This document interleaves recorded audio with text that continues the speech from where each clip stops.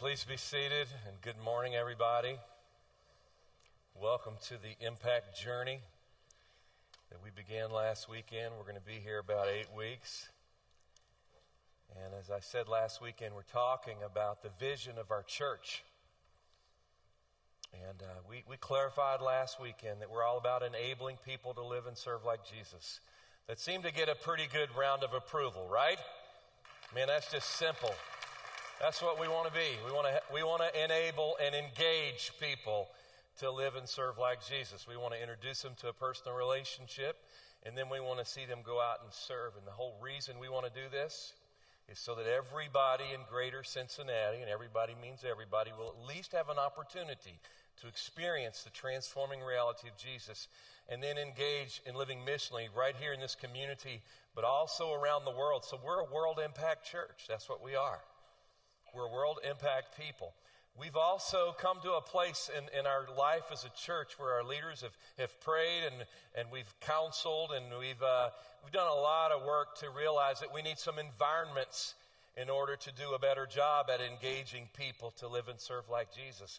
So we've said several things. One is that we want to build a new multi-purpose student building for the next generation of junior and senior high students. And that seemed to get pretty good approval last weekend. Is that right?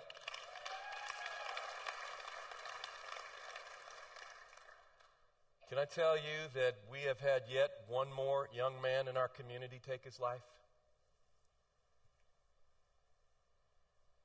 This is a kid that went to school with my boys. This is a kid who's been in my home on multiple occasions. He did not see a way out. We know the way out, folks. His name is Jesus Christ. And we need an atmosphere that's a little bit more conducive for welcoming young people. Yes? They're going to go somewhere. They're going to go somewhere. I'd love for them to come here. That's part of the impact journey. Another thing that we've said is that we need a better environment to serve the working poor. So we're going to revamp part of our campus. And I reminded you last weekend that 1 out of 4 people in our city live at and below the poverty level. And the working poor are many of us. More month than there is money at the end of the month. Wouldn't it be great to have a place to serve them better and meet some of their physical needs? Why? So that we can reach their relational and spiritual needs. But we've got to start where they are. I'm so excited about this journey. And then we talked about that we're going to partner with some of the partners that we think are doing a great job around the world and here, like Filter Pure, bringing clean water to the Dominican and Haiti. Like the House of Love in Thailand, where little children are infected with AIDS because their parents have been in the sex trafficking industry. And I had lunch this week with our missionary, and they would love to be a part of this. And Operation Give Back, as you've seen this morning, they're just doing great, great, great work. And if we're going to do that, friends, here's the deal. We got to camp out upon what the transforming reality of Jesus is all about. That's what I want to talk about today. Anybody remember that era? Transformers. You remember that one? Come on. You remember that. Can I get this? That's what you are. That's what I am. As one who has experienced the transforming reality, been changed from the inside out, been built from the bottom up, I'm now all about living in a way to help other people experience the hope, experience the help. Would we all agree today, Jesus Christ makes a difference? We'd hold 2 hands up on that, right? What does that difference look like? That's what a transformer does. What does it look like in the city? What does it look like in our personal relationships? What does it look like across our country? I want to give you some biblical evidence that God wants you to be a transformer. Romans 12:1, and then verse 2. He says, therefore, I urge you, brothers and sisters, in view of God's mercy, in view of what God has done for you. He's given his life, and he's rebuilding you from the bottom up, from the inside out. He says, I urge you now to offer your entire life, your whole body, as a sacrifice to God. This is your spiritual act and service of worship. Worship is not just singing a song, though that's wonderful. Worship is giving your life to the one who gave his. That is the highest form. And then he says, and I don't want you conformed by the world and to the world and looking and living like everybody else. Nuh-uh. I want you rather to be what? Help me out. Transformed by the renewing of your mind. And once you enter that transforming relationship with Jesus, God says, I didn't want you to go live that. Live that in the marketplace. Live that in the schools. Live that at home. Live that in your neighborhood. You know that word transformed comes from the Greek word metamorphos. It's where we get the English word metamorphosis. The whole imagery is of a big fat caterpillar in a cocoon, remember? And then he begins to bore and pry itself out, and by the time that big fat caterpillar comes out, he is what? He's the most beautiful butterfly in the whole world. See, that's what God says about you. God wants the city of Cincinnati filled with a bunch of beautiful butterflies. Isn't that sweet? Doug, can you see yourself as a beautiful butterfly? Come on, Jill can, right? Somebody who's been touched. And so now then I go around the world to touch. Aristides in the Athenian order once said this about the early Christians. This is so powerful. He said, everything that there is in life of beauty exists because of the Christians. Wow. Everything that there is of life that's beautiful in Cincinnati is here. Why? Because of those who've been transformed. And who now live to share and care and declare this reality in the world. And see, God wants us infecting the world with love. He wants us infecting the world with life and with hope. I said what the young man's mother said. He said he didn't see a way out. Wow. He wants us helping those who are hurt. I want you to know our goal as a church is to leave this place better today than it was yesterday, more tomorrow than it is today. I want you to know today that city transformation starts with a church that engages the needs of the city and the needs of the people. And I'm going to say it again. So engage in good deeds, good works. That creates goodwill. That opens the door for what? Good news. But where did it start? With being kind and considerate and compassionate, like Jesus is toward us. I've told you before, during the 1980s, my family, we lived in Metro New York. Our kids were all little. We raised our kids in Metro New York. That's where they were all born. I want to tell you, at that season of life, New York was dark, it was dirty, it was dangerous, it was dank. You didn't really enjoy going into the city. There's a lot of mafia. I mean, it just was not a good place to go. But one day, New York City got a new mayor. Does anybody remember his name? Rudy Giuliani. And Rudy instituted some reforms. And I'm going to tell you, you cannot believe the difference that it made. The dark became lighter. The hopeless became more filled with hope. People became more kind and more considerate. Crime was reduced. The city was cleaned up. The people were friendly. The vendors were considerate. And New York City, listen, it was transformed. I was there. I loved to go into the city after that. And here's what I think as I look back on that. If that's what a mayor could do for a city, help me, what in the world could a church do for their city? What could we do? Key verse through this whole journey is John 14 and 12. John 14:12, Jesus says, anybody who has faith in me will do the things that I've been doing. Anybody. And then greater things than me will they do, because why? I go to be with the Father, and when I get there, I'm going to pour the Spirit out on every one of you, and you can be a transformer. And you can do greater things. And I just want to remind you, the Reformation, the greatest movement of the Spirit in all of history, next to Pentecost, was not a reformation of information. It was a reformation of transformation. And society was touched at the core of her being. Education was touched. Medicine was touched. People's lives were touched. Night turned into light. Those despairing were given hope. Friends, that is the job. That's the role of a transformer. Now get this. That's you. It's me.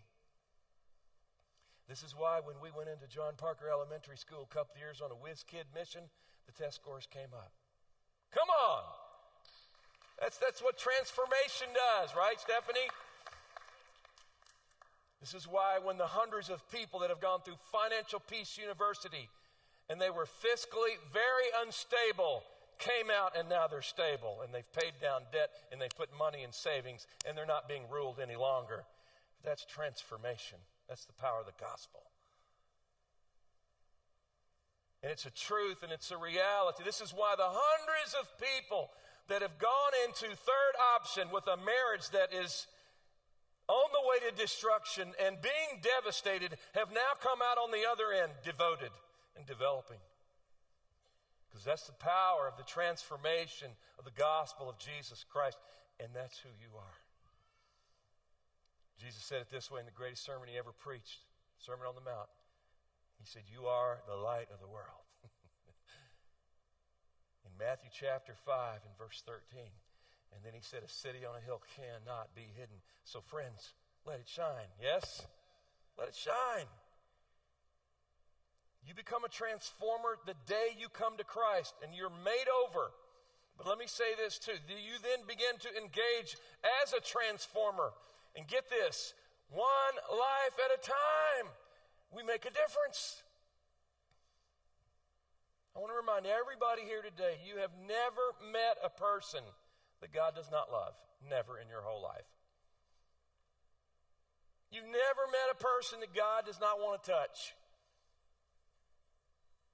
You've never met anyone that where you lock eyes with them that God does not say, man, do I have a great life for that individual.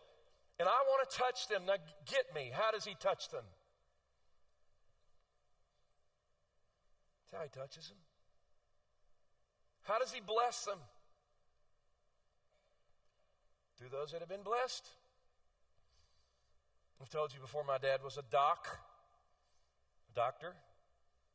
He was a late blooming doctor, had his kids, then went to college, then went to, my whole growing up here is all I remember is Dad in school, Dad working in the ER on the weekends and studying and living like paupers. It was a great life though, a great life. Never forget one weekend when he came home from an ER, emergency room, just in case you didn't know, weekend where he was moonlighting and making a little extra cash, and he came home and he said, I had an amazing experience this weekend. He said a lady was brought out in crisis, and she was on a gurney, and she was over next to the wall, and she sat there, and I said, I walked over to her. My dad said, I put my hand on her, and she looked up, and she said, you do not know how good it feels to be touched by somebody else.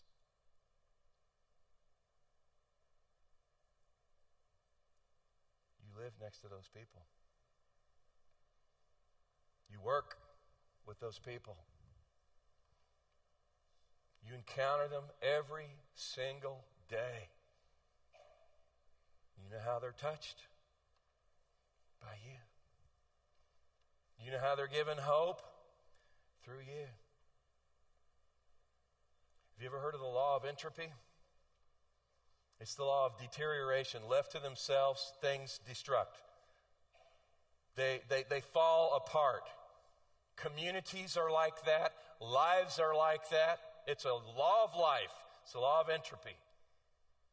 If you don't pay attention, if you don't make some investment in a city, in a community, in a life, they die. Do you know there's something you can do, and there's something I can do to stop the law of entropy? There's two things. One is invest new energy. And the other is strengthen the relationships. Now follow me. When we build a facility for the next generation, it's going to be a huge investment of newness in them. You hear me? It's going to give us an opportunity to strengthen relationships with them. Let me tell you real quickly again, my first church, the only other church I've been in, we were 27 years old when we went there. We were young. The church had 40 people, and they were all 75 years and up, and had been founded in 1874. It's one of the most traditional places you'd ever find yourself. And they called us, these kids, to be their pastor. Within 1 month, a young Christian rock and roll band heard about us, came and said, "Can we please practice in your building?" Ah! Now, I went to the church fathers, and I was really clear. They don't want to lead worship, okay? So you don't have a heart attack.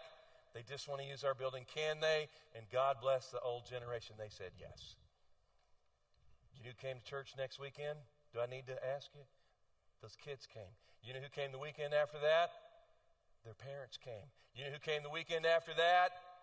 All their friends. It began an unbelievable run of ministry.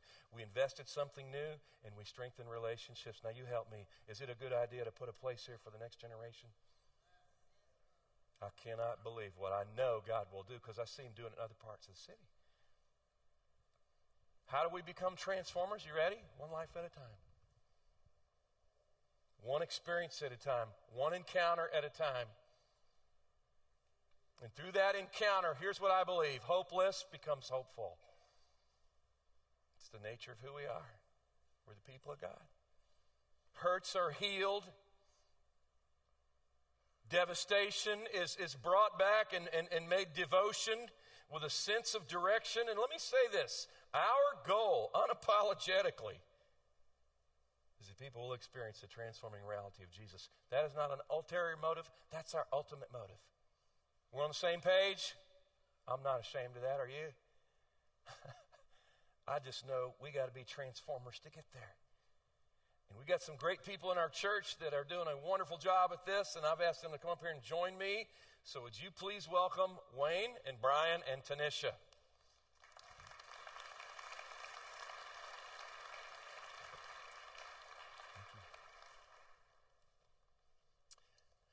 I'm very excited for you to get a chance to hear some of the transformation stories of my friends here.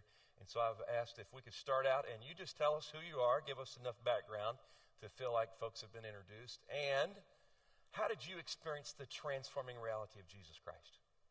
Okay. Hi, I'm Wayne Craig.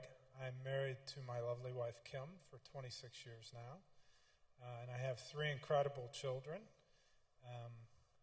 I am a West Point graduate, a former Army officer, and now I work for a medical device firm here in town, and I manage our European sales.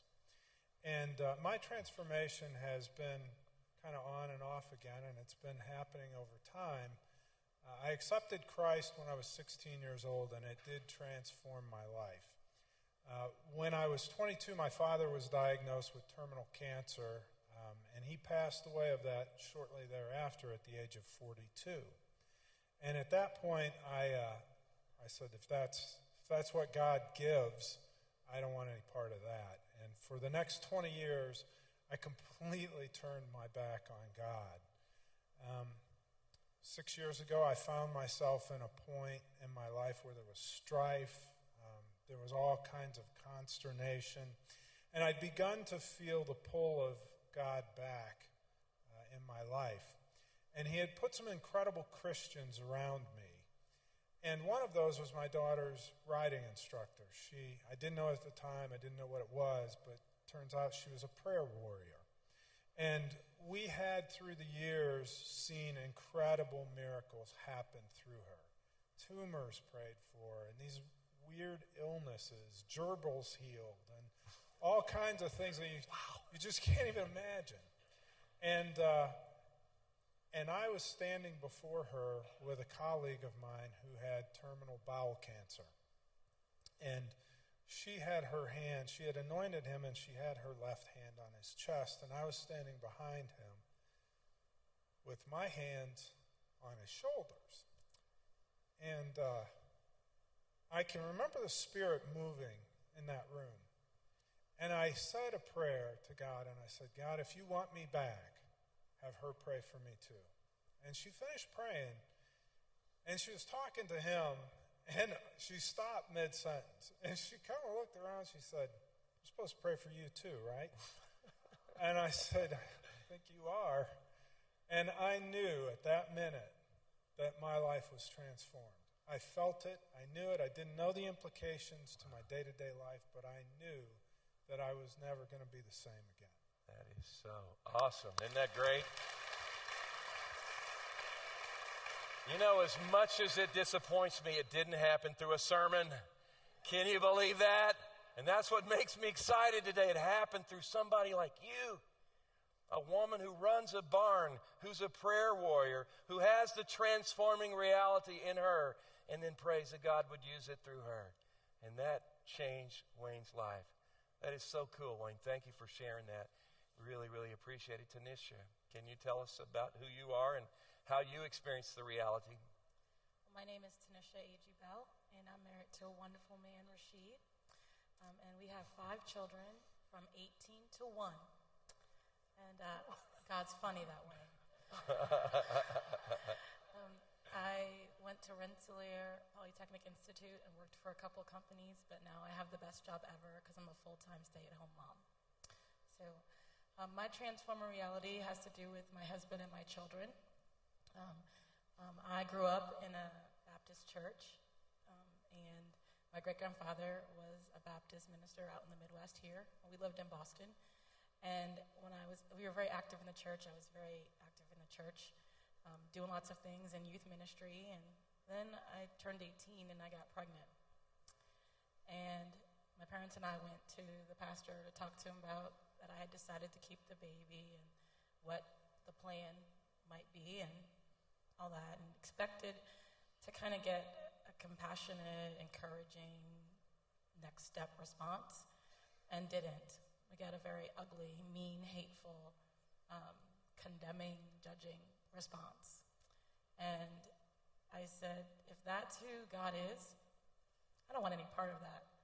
I thought I knew who Jesus was, but I clearly don't, because all these people say that they love Jesus, and I don't want to love anybody like that. So I turned my back on God, turned my back on that, and in fact, it affected lots of my friends, too, because they turned their back on God, too.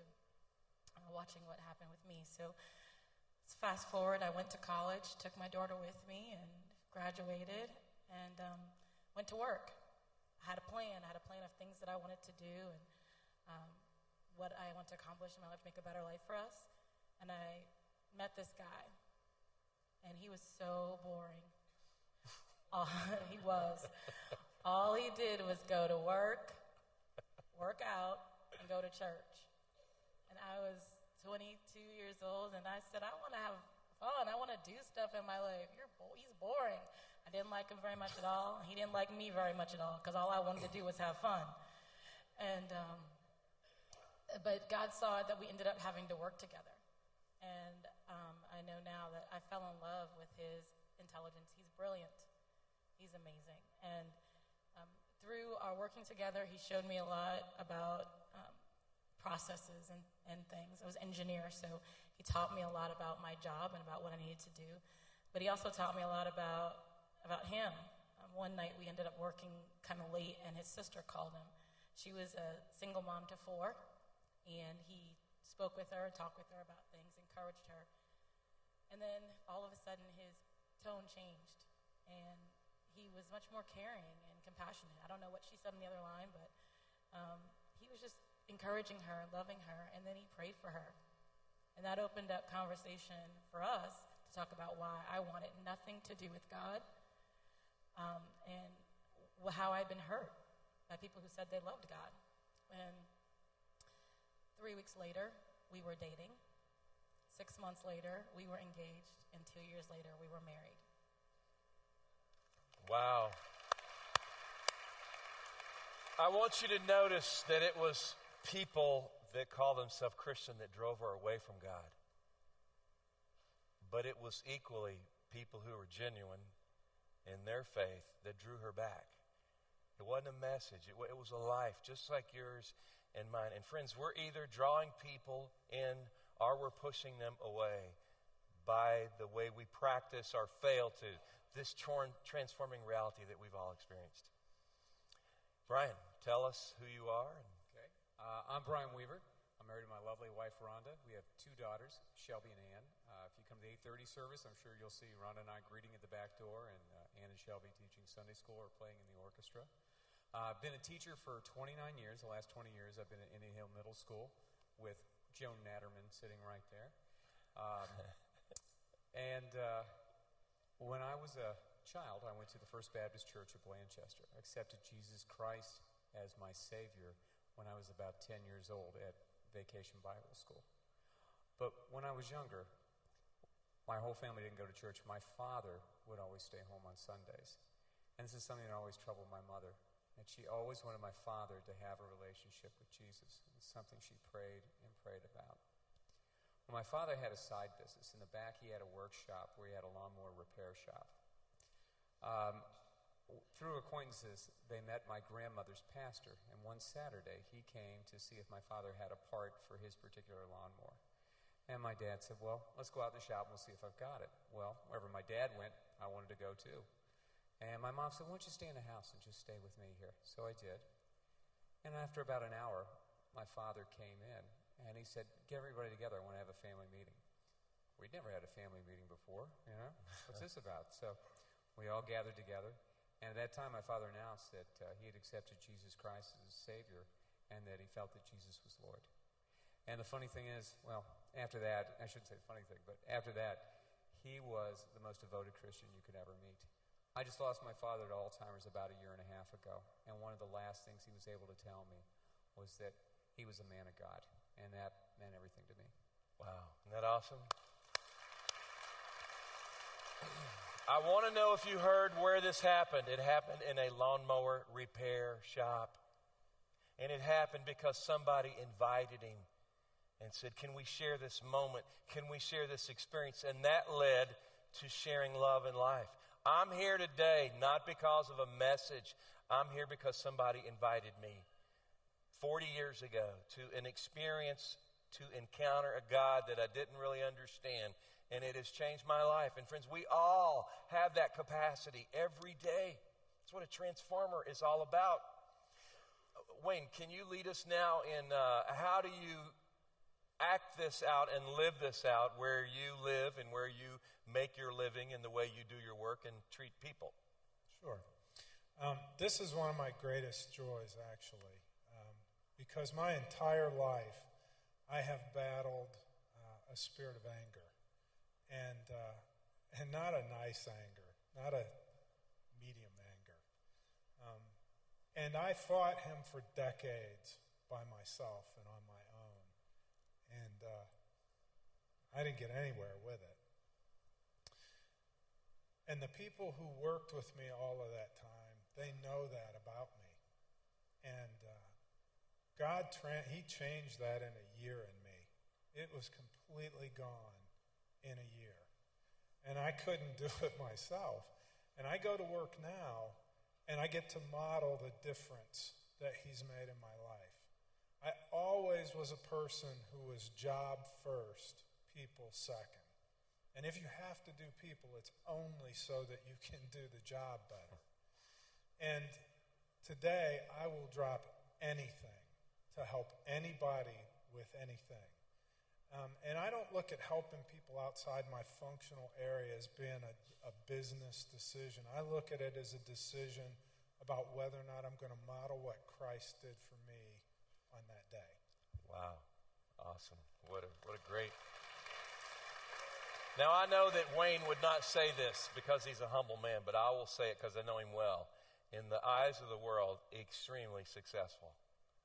Extremely. And I want you to notice he has done that by learning to love people and treat them the way Jesus would and doing business according to God's standards and not just as stepping blocks to the next level. So that's so cool, so powerful. Thank you, Wayne. Appreciate that very much. Tanisha, can you tell us how you share this transforming reality with others? Well, as a stay-at-home mom, I have lots of opportunities with my own children and with other children that come into my home. Just because people live out in the suburbs doesn't mean that their homes are always loving and welcoming. And so my children being able to bring friends over, being able to interact with other kids, and me be able to love on them and encourage them opens up doors for me to be able to share Christ's love with them. But my greatest joy is my ministry, and it's called Even Trade. And it's a free cycle store that we run in the Evanston community, Cincinnati, that's open once a month, where we invite the people of the community to come in and get whatever they want. Anything they need, household items, clothing, even food. We've even given away vehicle before, beds, everything. They can come, and it's all free. They don't have to worry about paying for it, don't have to earn it. And we let them know that it's free because it's already paid for, just like their salvation. Meeting their need, their physical need, gives us a gateway to talk to them about the spiritual need that they have in their life that they don't even know really that they have. Wow, isn't that awesome? Tanisha and Rashid, I've had the privilege of being at your house. I'm so blessed. Your garage is so full of stuff, and it's all so that you can go to Evanston and you can give it away. So bless you. That's so wonderful. Would you be excited, though, if we made our campus more friendly for the working poor, and we could do that some here? Do you think there's a need here? Absolutely. I think people forget that the working poor is not out there. The working poor is right here. Our neighbors, people sitting next to us for today, are living paycheck to paycheck, barely making it, Awesome. Not sure if they can get food or clothes. And if we can make an impact and fill that need, then we can share Christ's love more efficiently. Awesome. So the principle is good deeds leads to goodwill, leads to good news. But we have to start where they are, and I'm just so thankful for that. Brian, and can we give it up for a public school teacher? Come on. Thank you. Can you tell us how you share the transforming reality? As a teacher, you really can't stand up in front of your class and talk about Jesus Christ and what he means to you. About 4 years ago, though, one of our colleagues, Tony Arcuri, decided that we needed to start a prayer group. So we started a prayer group. I was a part of it. Joan was a part of it. And it just kept growing and growing. From there, we decided that how are we going to pass this on to the students? Last year, we started a Fellowship of Christian Athletes huddle at Indian Hill Middle School. First week, we had some kids come. The next week, it was about double the size. The week after that, you know the story, kept growing and growing and growing. After that, the difference in school was amazing. Kids finally were proud to be Christians. They'd actually talk about it with you. They would come up and discuss it with you. When they found out that we were sponsors of it, they would seek us out so they could talk to us. And for the first time ever, I could actually tell a child that I prayed for you. Brian, that's wonderful. Thank you so much. Now, Brian, you work with high school kids and junior high. You understand where they are. You understand what they need. Is it a good idea to build a facility where they could be because they're going to go somewhere? What would you say? It is a fantastic idea. One of the things that always amazes me is the kids that you see who stay after school are the ones who don't like school. They'll be there. They're not there for an organized sport. They're not there to study. They're just there because they don't have someplace better to go to. Awesome, and they're going to go somewhere. Thank you. Wayne, how about a transformation story? What it looked like when you saw the difference that God could make, and some detail. My wife and Kim and I work a lot with youth here in the church, be that high schoolers or college kids. And one of the things that this church does really well is a program called 6 Days of Service. They do it every summer, and the kids here will go 6 consecutive days all over Cincinnati doing all kinds of service opportunities. And one of the things that we always love about that is getting a kid in the front seat next to you. Because if you take a 30-minute car ride with a kid, they'll open right up to you. And Kim called me from 6 Days of Service one day, and I was in China. And she called me and she said, "You're not going to believe this. Do you remember that African-American kid that we saw at movie night on Sunday?" And I said, "Yeah, I remember him." And she said, "Well, I sat next to him during 6 Days of Service, and he has this unbelievable story of a broken home, drugs, neglect, kind of being moved around, and very little to kind of hold on to in his life." And at that moment, I knew that we would pray about it and we would take our time. But at that moment, I knew that we were going to pull him into our home. And 2.5 months later, he came to our house having failed every class except one the prior semester. He made honor roll. He started on the football team. And today, he's at Miami University studying for his bachelor's degree. And he's had his bumps along the road like we all do. But I know that he's seen a God-centered family, and he's seen a family with rules and discipline and love and all of that that's consistent. And much the way I had Christ to fall back on and remember in my later days, I know that he will come back to that and practice that as he grows older and starts his own family. Wow. That's awesome. Wayne, we know the young man too, and it was amazing to see the transformation as you just gave him an environment of love and acceptance and encouragement like Tanisha needed at that one season of your life. So thank you. That was very, very powerful. Something we can all do. Tanisha, a story of transformation? Yes. I think the one that's most powerful for me is watching my own children transform.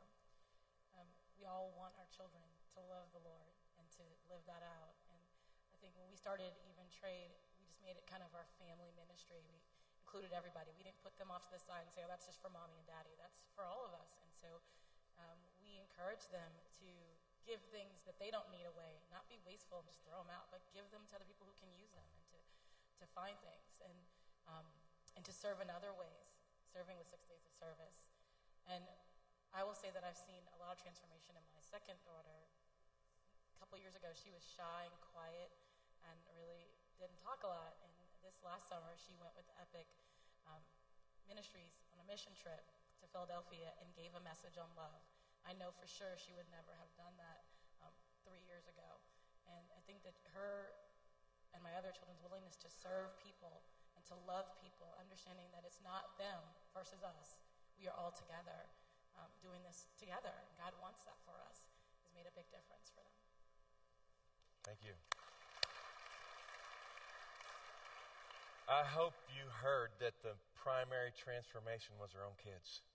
And that when you get involved in being a transformer, you get involved in engaging, the greatest benefit and blessing is not to the other people, it's to you, and it's to your own. And that is so exciting and powerful. Brian, you have a transformation story. I got to tell you, Tom, at this time, we don't know if we've touched anybody's lives with our FCA huddle. But we like to think we're planting seeds that are going to grow. Can you tell them about the student on the backside of the parking lot last night? Last night, as I was leaving, I had a former student approach me and say, oh, Mr. Weaver, remember me? And I said, oh, yeah, Hannah, how are you? And she said, I wish we would have had an FCA huddle just like that when I was in school. Sure. After the last service, I had a grandmother approach me and say, my grandchildren go to your school district. They're not up to the middle school yet, but when they get there, that might be the only chance they're going to have to hear about Jesus. Awesome. Isn't that great? I just want to remind you, we don't always see the fruit, but that's not our responsibility. Ours is to plant the seed. Ours is to make a difference everywhere we go. God is to bring the result, and Brian, you're making a great difference, and just so thankful that you're in the public school. Okay, last thing, just parting words and comments you would make to an audience that's eager to hear about being a transformer. Sure. My biggest realization over the past couple of months has been that while it's good to model Christ in my day-to-day life, it's not enough. That I need to invite other people to experience God's love themselves. And that until I'm doing that, I'm really not being as effective as God would have me be for his kingdom. Wow. Paul says in Romans 10 that everybody who calls on the name of the Lord will be saved, but he then says, but how can they call on a God they've never heard of? So you can serve, but until you share also. And so we want to be bringing both of those together. And it's a powerful way to be a transformer. Tanisha. The most important little nugget for me is that I'm blessed so that I can bless others. It's not for me to keep for myself and to hoard up, but for me to share. And in that, I can share not only who I am, but share God's love with someone and maybe introduce them to who he is, really. Awesome. Thank you so much. Brian. Mine would be not to hide your love for Jesus, to let people know that you're a Christian, and when you do that, they'll seek you out. Awesome. Can you say thanks and give it up for this awesome panel today? Really, really appreciate it. Thank you very much. And we've done this so many times. I told you Wayne's my small group leader, right? So proud of that guy, so thankful.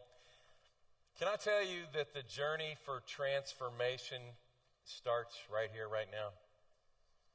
This is not something that you got to wait and walk out, and you can do that. But I want you to know we need it right here on our campus. And so I'd like for everybody, real quickly, we're going to close with this, to pull out this ministry volunteer fair. And let me put this in context. On Tuesday night, we're going to lead the funeral celebration of life service for the young man who just took his life. I want you to know they don't have a church. I want you to know that the parents called me from the West Coast and said, we need help. Because we're who they know. You are who they know. You know, it takes a lot of people to pull off mission and ministry on a regular basis. You drive onto our campus, I guarantee if you're new, you make your mind up within the first few minutes of what it's like here. So I want you to notice there's a lot of ways that you could serve. We just want you to pick one. How about loving on the children in Crossroads? There's hundreds of them. You don't have to do it all at once. We'll give you a small group. We'll give you a few. Could you help us there? How about with the Epic community, our junior and senior high students? Unbelievably relational season of their life. One young man that we know, he's got a good experience now that he didn't have before. How about music and media? Are you like me? I love to come and engage in worship with God. Every weekend, it's a blessing. You want to help us there? How about equipping? You want to lead a small group? You want to be in one? That is the next step in the next phase for all of us. People stay because they're connected. How about first impressions? Ushers, greeters, coffee, parking, or how about care or support? We have a lot of support ministries here. We love to encourage those of us who are hurt, who have habits and hang-ups that we need help with. Or how about church leadership? Maybe you'd want to get on a board with us and serve in that capacity. Everything rises and falls with leadership. But I'd love for you to fill this out. Would you do that? On your way out, you can put it at the door. But more than that, when you walk out into the narthex, into the Welcome Center, there's tables. And you can go talk to somebody face to face. Find out a little bit more and just think through how you would want to serve in the days to come. Let's all stand up. Hadn't this been a great morning? Yes, sir. We really thank you for being with us today. We invite our prayer partners to come down to the front. Go in peace. Have a great week. And don't forget that you are a transformer. Okay, peace. Bless you.